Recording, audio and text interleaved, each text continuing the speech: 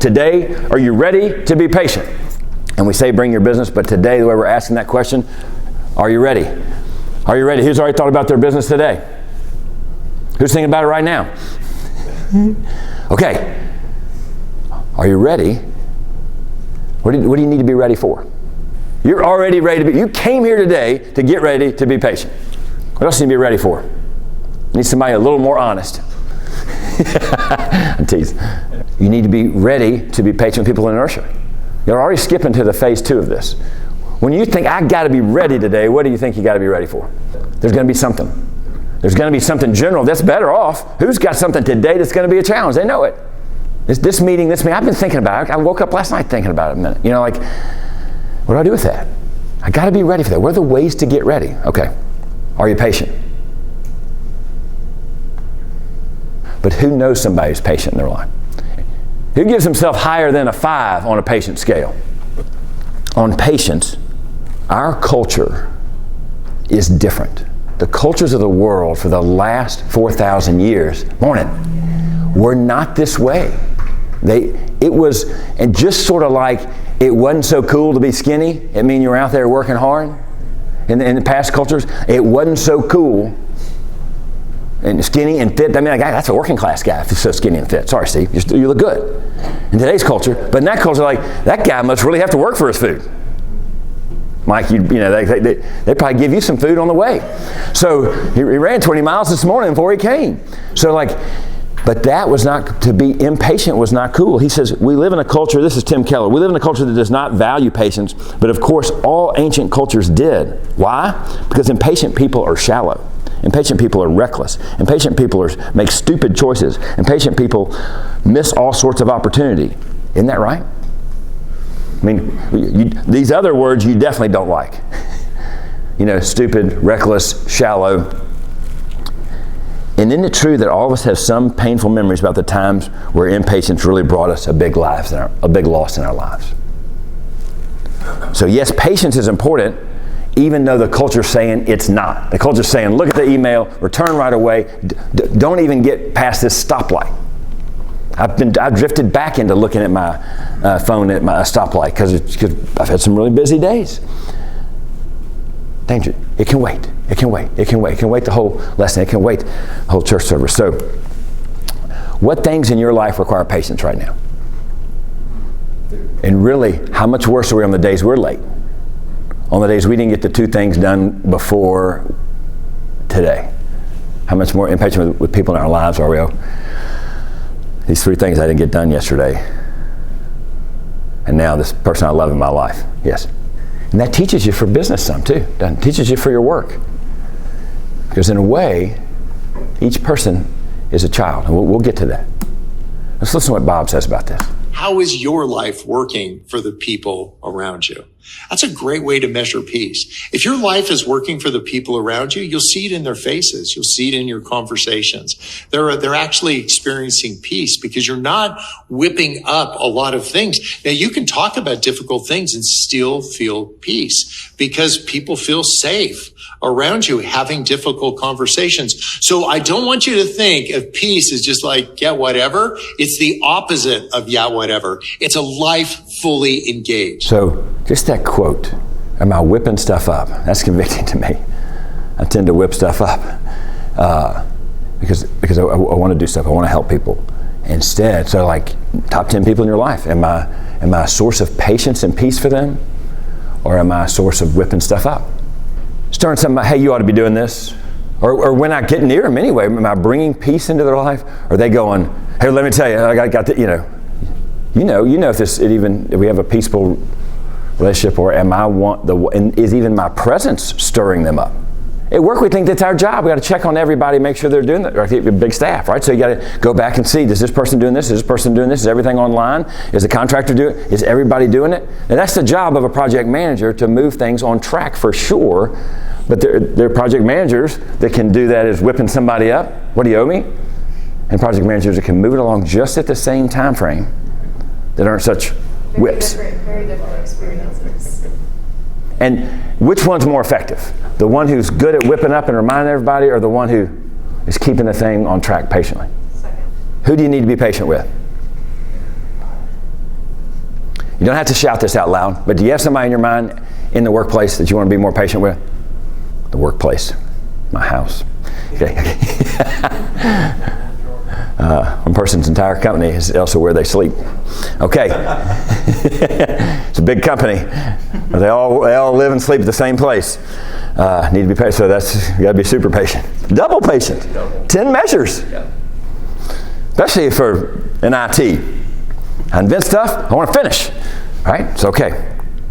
This one philosopher said this: we need to be patient. We've covered, almost every other group has said, how much better does a person who works for you do if you're patient with them? How much better?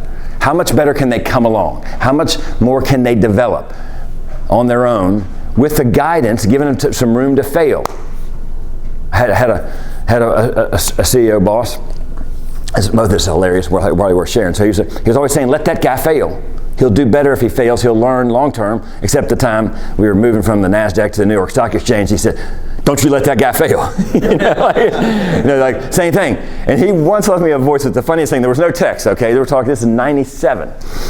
And there's no text. It's really 96 when we moved to the stock exchange. But he said, he called, I can't believe you're this impatient.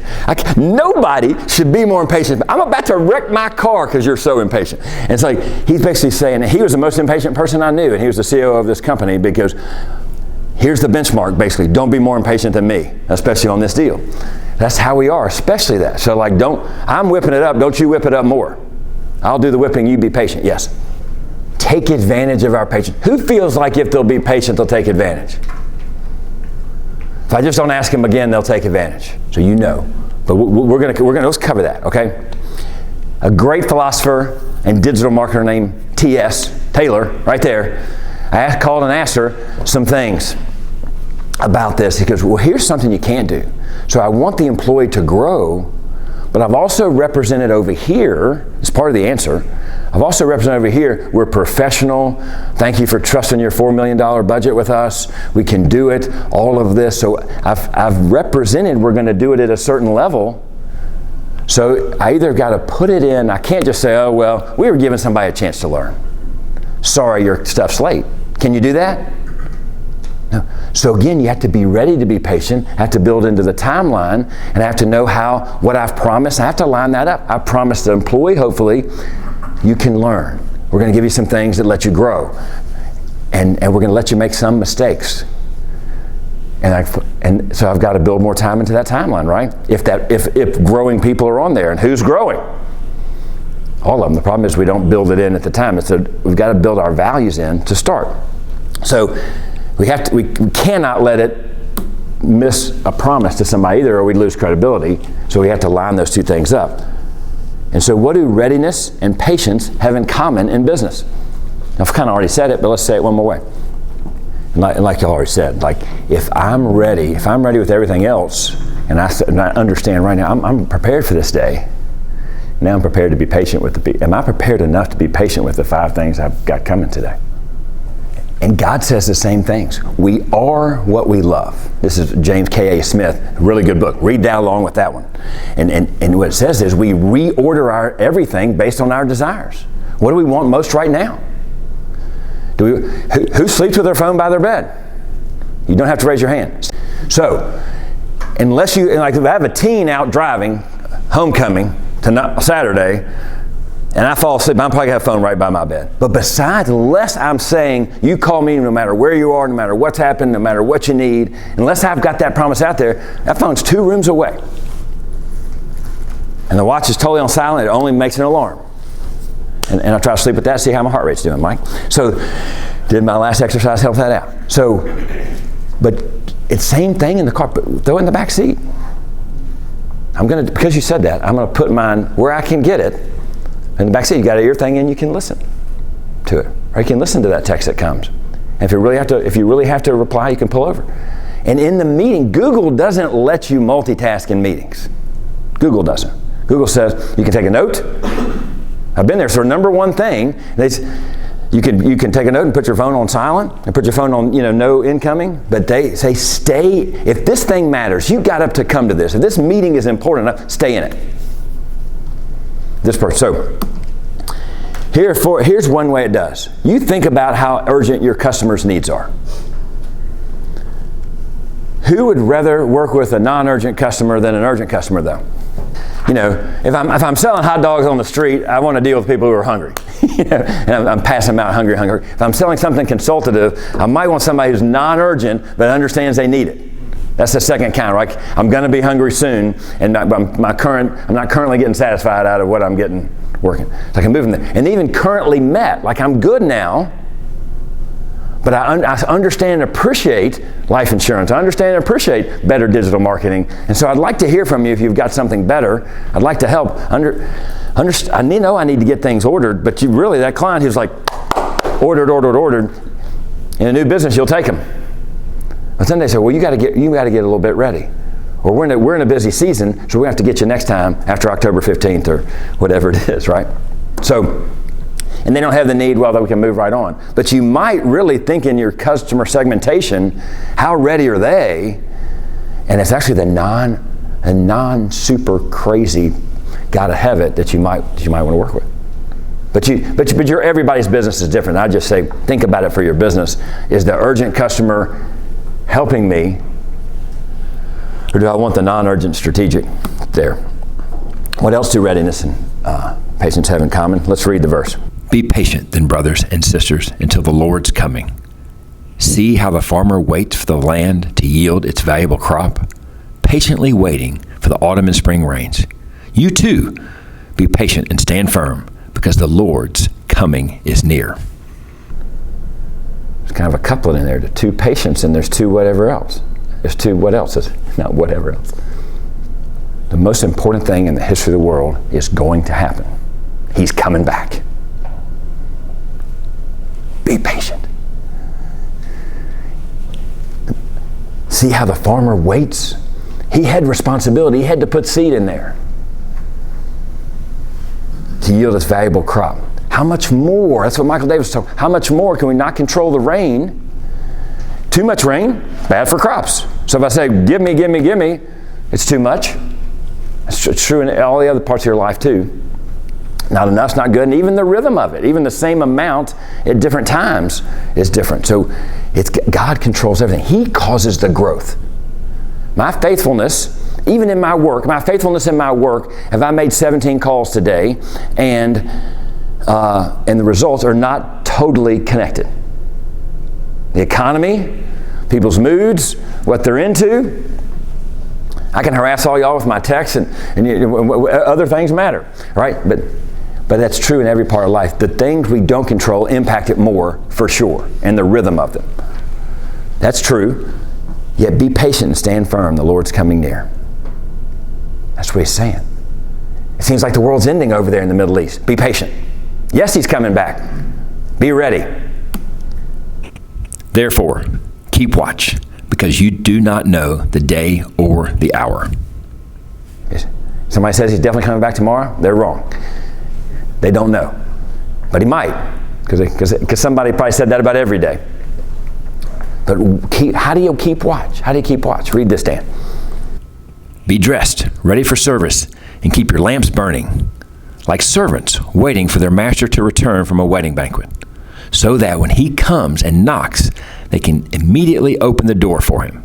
It will be good for those servants whose master finds them watching when he comes. Truly, I tell you, he will dress himself to serve, will have them recline at table, and will come and wait on them. Yeah. And still this readiness, and still this service to others, and there's a patience, waiting is in there. But when he knocks, where do we want to be? And what do you think he means? What do you think he means by that? You come back, you open the door, he's going to serve you. You're going to be caught up in the clouds, that those who have already died will be raised, and then we will go up with them. Be served like crazy. Get ready, be patient, wait, he's coming back. But then, I think it's do things his way. And part of your answer on what if they take advantage of my patience, who's taking advantage of God's patience? How have you done on that? Like, and listen, I'm not trying, there's no shame in that. Okay? We've all done terrible. Terrible. So what does that teach you about how patient I should be with somebody who might take advantage of it? Okay, so let's answer the question for the employee who has somebody in their life who might take advantage of their patience. Okay, that's why you asked it. So how might I, if the overarching verse for this, let's just put, and God does this, right? If you memorize and understand and lean into the truth of one verse, it opens up more. That's just another reason to be in your Bibles. And right now I'm just thinking about Psalm 111 and 112 because they give all the character of God, and he says, be likewise, and he gives all the character of a righteous man in 112. So he wants us to be like him, the way, the truth, and the life. He wants us to do it his way. He wants us to use his truth, and he wants us to live a more abundant life now. It's better now to be that way. So what might guide y'all? So somebody, and anybody can answer this. The person who you think might take advantage of your patience, how does the way, the truth, and the life help with that? Yeah. And for over 4,500 years or so, patience was cooler. Patience was the most studied man, the most well-established person would be patient. Yes? Because that's what God's done for you. So the question then is, his way is synonymous with love. The way is love. So what is loving for this person? Is it loving to wait, or is it loving to say, hey, the shift starts at 6:30. You hadn't been there this week until 12. And so you can't work at Chick-fil-A on the early shift if you don't get here by 6. That person eventually needs to know that. The first time, help me understand why you got here at noon. What's love? I need to know a little bit about them. Well, there's this and this and this. Oh, it might help you reshift them to the 2 o'clock shift, by the way. You might understand there's some pressure that they signed up for a shift because they needed a job so bad, and then I can actually move them to the 2 o'clock. They're not unfaithful. They just have 18 kids to get to school and a sick parent. So I got to know why. I got to know more. I got to know more about them to decide whether to be patient. I got to say, is it the person who owes that task? Michael, you got 2 or 3 people who owe you a task today? So, and at least one of them's going to miss it? Likely. So I gotta know why. And even in updates, before an update starts, how does how are you doing today influence how the rest of that meeting goes? Well, let me tell you what happened yesterday. My husband lost his job. Let me tell you what happened yesterday. My wife got a job. And we celebrated. It could be upsides or downside, but that's totally reason. But knowing their life, at the end of the day, and who has said before, I want to make disciples at work?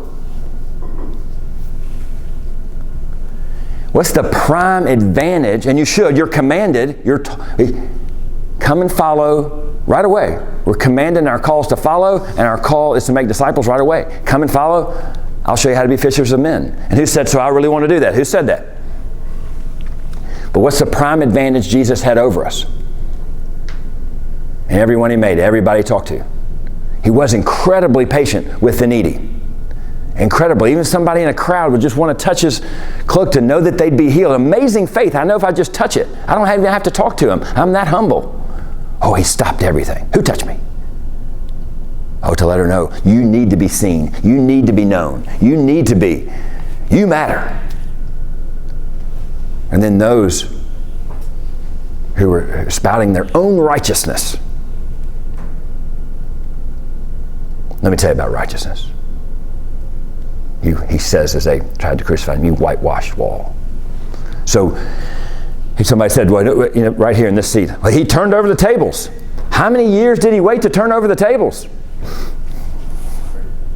It was now best to turn them over. It was kind of a warm up to the climax. We're starting over here. It was love to turn over those tables. So what's love? That's the answer. The answer is not what happens to me if I don't. Well, I'll have to explain to the boss. And that's what Sandy said. Leadership is absorption of pain. The question is it love to let this guy slip, or does he need to stay till 7 and get it done? Is it love to let him stay this time? Is it love to let it go this time? But you got to know him well enough to know that. You got to really care about him. I got 16 people that owe me stuff. Well, the first thing I need to do is really get to know him. Okay, there are 2 types of patience. Responding to difficult circumstances in the will of God with courage and trust, and responding to difficult people with forgiveness and grace.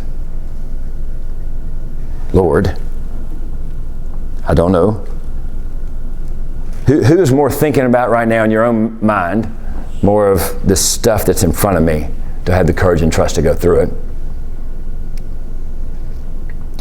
Nods are fine. And who's thinking about difficult people? They go together. They go together. So let's read it all one more time, going through. So I just wanted to hit the readiness part. Part of being ready for the Lord to come back is to be patient. He hits it over and over and over again, and forgiveness is right there with it, and they're ultimately the same. Be patient then, brothers and sisters, until the Lord's coming. See how the farmer waits for the land to yield its valuable crop, patiently waiting for the autumn and spring rains. You too, be patient and stand firm, because the Lord's coming is near. Don't grumble against one another, brothers and sisters, or you will be judged. The judge is standing at the door. Brothers and sisters, as an example of patience in the face of suffering, take the prophets who spoke in the name of the Lord. As you know, we count as blessed those who have persevered. You have heard of Job's perseverance and have seen what the Lord finally brought about. The Lord is full of compassion and mercy. So with circumstances, what have we learned? How can I be more patient in circumstances? We see it right here. Courage and trust. What reasons do I have to have courage and trust? What happened to Job? The sons of God were meeting, and the devil shows up. He says, and God's kind of saying, hey, have you considered my servant Job? He's really faithful. The devil says, hey, yeah, because you give him everything. He has everything. So you want to test him. And he tests him, but you can't take his life. So he takes all his stuff, and he's still trusting God. Takes all his family, all the way down to his wife saying, curse God and die. And then he's just sitting by himself with so many sores on him that he's scratching himself with a rock. He had nothing. And yet he shouts out, I know my Redeemer lives. I know my Redeemer lives. Didn't say it's unfair. Everybody else says it's unfair. So we got to trust him. What are we doing when we say it's not fair? It's not fair. We really don't necessarily say, God, I know better than you. If you do it exactly this way, then I trust you. We really just say, why me? Why me? That's not fair. I don't understand. We really then go backwards on that. That's the way we don't trust. Instead of saying, oh, he's never failed me. Job had enough of his life in his background to say he's never, ever failed me. He must be doing something right with this. He must be. He could trust him. He's seen him over and over. So he got to go back to his promises, and that he's the one that brings the rain. I didn't get anywhere else this way. I got to go name the top 10 things in my life and go, what did I do how responsible was I for those? Oh yeah, I made my wife. I remember when and I totally was control of this or that. Relationships. Oh yeah, I caused all that to happen. Now I know that the best things in my life I didn't control. So I keep trusting and have courage. The courage is just to lean in. And that's where the other is, if on the employee, if I'm saying he might take advantage of me, well, that would make you more like Jesus if he took advantage of you. So if you can discern and test, and God's word in Romans 12:2 says we can test and approve his will, his good, perfect, and pleasing will. Do I know this person well enough? Do I love them enough to test this? Do I have the courage to take the bad? Do I have the courage to lose 18 nickels over this thing? Did I get in business to serve the Lord, or did I get in business to enrich myself? And so it's a test. Is it better for this person? All of a sudden comes clashing together. All that now is all together. So I got in business to make disciples. I know that my chief purpose is to build the kingdom and to go and do likewise. And so I'm willing to take this hit to my PR, this hit to my reputation, because that's what it would really be for yours. For many of you, if you didn't get it done, it'd be the reputation at work. Oh, I might not get the next thing. Some of us, it would be straight up nickels. But the question is it love to that person? And the next is difficult people. Here's what Keller says about difficult people. Don't grumble. Grumble is the opposite of patience. Grumbling is resentment. Grumbling means you have given up or giving up on people. You write them off. You stop pulling for them. Who's got somebody in their life, they say, oh no, they're coming. Not today. I got a lot to do today. So I think I put my head down and I can get this stuff done. Maybe they won't see me. And again, we're at the office. Oh, not them. And when somebody I grumble against, that's hate. It's either apathy or hate. You choose. Oh, not them, not that again. We write them off. We stop pulling for them. How can I make disciples if I stop pulling for people? So first I got to know them, and then I got to love them, and I got to be pulling for them even before I'm patient with them. Because if I really want your good, if I really want the person's good I'm meeting with, then I'm pulling for them first. God, what are you doing in their life? What would somebody said in that chair, Hurston? They said, I have to see what they might be like if they didn't have that problem. What would be a better version of themselves? That was huge. Because think about it, that's what Jesus does for you. He sees you as you're going to be. He sees you as you're going to be, so why can't I do that for this person in my life? Instead of going, oh no. The hard part will be if you did this for everybody, the hard part would then be prioritizing. Because if you did this for everybody, would it slow down your day? Find me a verse where Jesus said, I'm sorry I can't do that, I got to be here. Can you find that one? I made fun of the guy that said I have to look at this piece of land and I can't. Oh yeah. It's Meredith, I can't remember. Oh yeah, I bought a horse. I bought some land. I can't come to the banquet. That's what that parable said. The great banquet. He comes out, all the people that had pre-invitations, he comes and says, come on, come on. They go, I got some new stuff.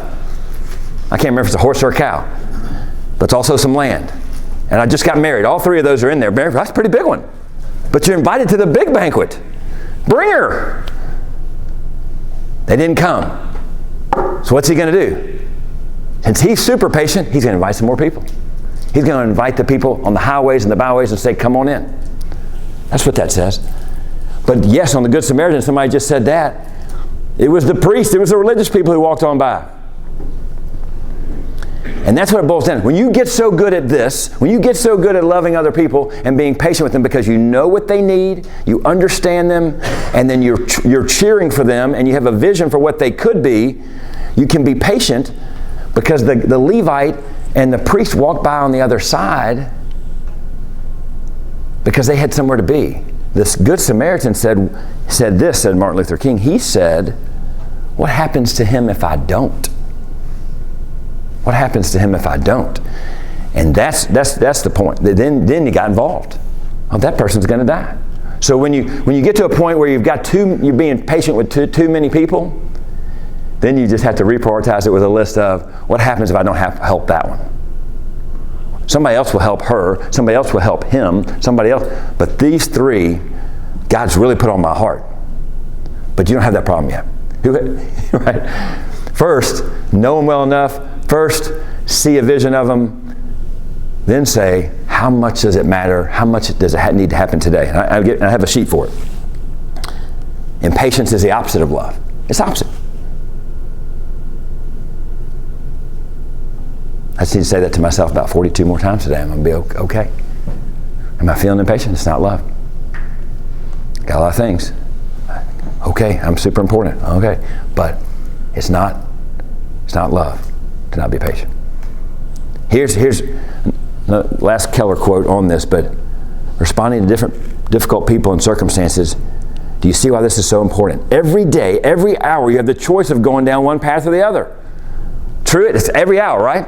You're going to have this on your phone when you get out there because you haven't looked at it while you've been in here, and so you're going to have 5 things pop up, and then you're going to say, what am I going to do here? I got a choice, and the path is invisible. It's happening in here. What do I do? It happens in your heart. All of those little decisions every day toward more self-absorption. How's this going to affect the rest of my day? That's what we ask first. Instead, how's it going to impact them? Toward more self-absorption or unhappiness and self-centeredness? What happens when I plan my whole day around me? Who's done that before? A me day. Now, if God wasn't in the me day, if it's like, I've got to, look, going to be quiet for a day would be really good for us non-patient people.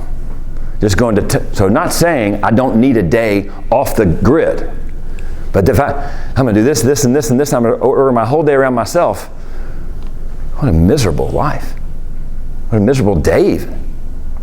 We read it in our house. It's called the Minosaurus. Mine, mine, mine. It's a good book. Keep reading it. Because what happens is, nobody wants to play with mine, mine, mine anymore. It caves in on itself, says the Psalm, says King David. It caves, all that focused on me caves in on itself. And then some of them came back and said, okay, I'll play with you. That's the end of the book. So, yet all those little decisions every day toward self-absorption, unhappiness, and self-centered lead to what C.S. Lewis calls the hell of eternal autobiography. How's this going to affect me? Constantly looking at yourself and what you're getting, always thinking about yourself. Stop doing that. 3 ways to be patient. Let's get practical. First, humility. Who needs you to be more humble by not correcting them? Might be number 1 for me. Who needs you to just listen? Just let them keep talking for a minute. Who said recently, tell me more about that, and sorry they said it? By the way, it's the number 1 sales question to ask for your salespeople. Tell me more about that. Well, I really got to get the book straight because of this, this, this. Oh, what do you mean? Tell me more about that. You could do that 3 times, and you know exactly how to serve that customer. So it's just good. A, it's just good business. But B, the person needs to talk. Who's got somebody in their life who just needs to talk? You need to schedule it. All right. Who needs you not to be right for once? And here's why you can. Here's why you can. Because the greatest thing about you, here's why it's humility. You didn't create. The greatest things about you. I'm not talking about I am talking about the greatest thing, that you live forever. That you're His, that God made you, and that you did nothing to get that. He listens to us all the time. He doesn't who corrects their child more than Jesus corrects you. And your child's over 7. That's why He gives us children. So He knows how humble we are. But everything that the things most important about your life, starting with your salvation, ending with your gifts and your talents, they're given to you. They're given to you. Love. Who needs you to stay up late and help them? So sometimes just stay there. Work with them. Right? I'd planned this really fun thing, but he's almost there. I think I'll help him get there. He's willing to stay. I can't stay every night with him. That's what we do. Like, if I start staying with him every night, I'll have to stay with him every night. Yeah, if I stay with him tonight, I'll have to stay with him every night. But really, let's just try tonight. I've not helped him through this problem yet, and he's asking for help, so I'm going to try that one. Who needs you to show them how to do things instead of tell them? And that's love. That's redemption. That's what Jesus has done for us. He's shown us the way to live. He doesn't always tell us. We have enough information. We'll see Uncle Bob say that in a minute. Hope. Who needs encouragement? It's not going to stay this way that long. That answer is always true. It's not going to be this way that long. You will be right on the spectrum of time if you say that. It will get better. Jesus is coming back. I don't know what Paul thought about dates. He knew enough about Jesus to know that he couldn't know the date. But he seemed to be living with great urgency and readiness that he's coming back, but he's also totally content where he was, but he had this hope that he's coming back. Constantly, he's coming back. Who needs to know they're valuable? Love is letting them know it. Who needs to know that it's all going to work out, even if today seems like a failure? This was a bad day. We do this in sports, and we got crushed. We learned a lot. We know where we are. We know where we stack up. It's a bad day. Call it a bad day. But here's what we learned today. Help them see what we learned. Hang in there. Here's where you did a good job. Even if you're having to say, don't do those 5 things again, it won't be good. Here's where it was good. Show people, don't tell people. I think people have enough information, all the information they need about love and all the things that you believe. What they need are examples. And you and I get to be that. Every selfless act of love is a declaration of faith. It's like, this is what I actually believe to be true. Every time that we do something, we shuffle our feet forward, we do something that's a little bit scary for us, it actually grows us in this area of love. Every time we do a selfless act, every time we say, what about him? What about her? What about their needs? What's God doing in their life? And then he's given us, we cover this. What do I do for this person? I've got to know their needs. The person who might take advantage of my patience. Who's been too taken advantage of in their patience? Is that really where our biggest error anyway? Our biggest error is the other way. So we got to try some on both sides. We got to, right? You got to try it both ways. I've been burned, so you do learn from that. If it's that same person, then you're going to put something in place to help that. But I've got all these gifts. What are the gifts God's given you as a leader? First of all, it's Jesus. He's the intersection in there. My gift toward the needs of others. So I've got him. In some way I can give it to him. And what Bob's saying, just show him sometimes. Maybe don't tell him another thing. Just show him.